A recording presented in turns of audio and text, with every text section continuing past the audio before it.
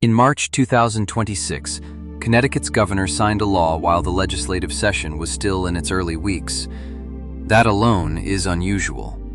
The reason it happened tells you something about how state government actually works.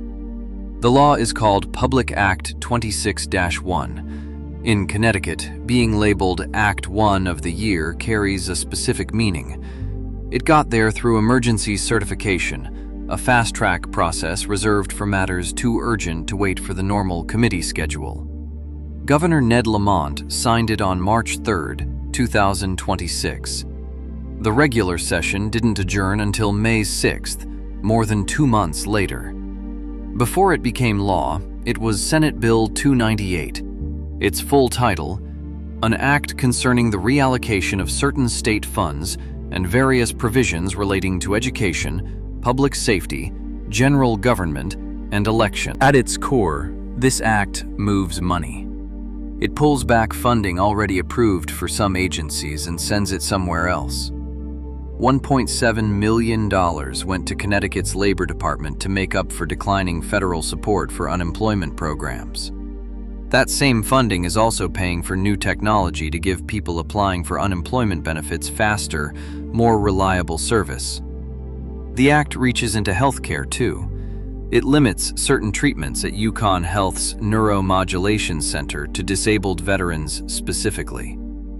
At the same time, it opens the door for expanded research at that same center.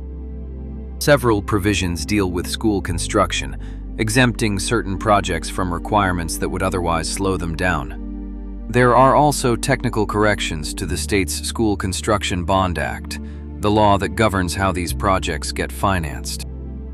Among the more personal additions, a brand new academic honor called the Connecticut State Seal of Civics Education and Engagement.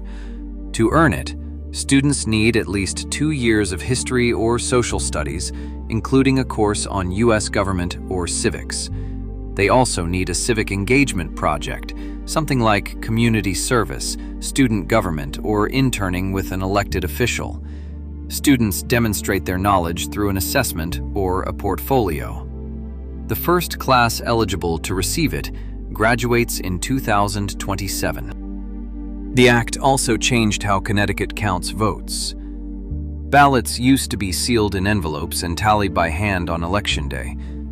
Now, every ballot must run through a tabulator, which counts them as they arrive. Officials say the change speeds up results and reduces both the chance of errors and the opportunity for accusations of tampering. Registrars must test every tabulator before early voting begins, and early voting locations must be submitted to the state by February 15th each year. The act updated curriculum requirements as well, directing the State Board of Education to give schools resources on Islamic and Arab studies. It also revised school enrollment policy, including how young children can be admitted early if a parent requests it and the school confirms they're ready. And it updated procedures for school resource officers, covering how they document restraint, firearms use, and arrests on campus. So why does one bill cover schools, elections, healthcare, and unemployment funding all at once? Emergency certification lets lawmakers move fast on issues that can't wait for the committee calendar. The subjects don't have to be related, they just have to be urgent. Unlike the major budget bill that came months later, Public Act 26-1 moved while most people weren't watching. That's the part worth remembering. Significant policy changes in Connecticut don't only happen at the end of a session in a blaze of headlines.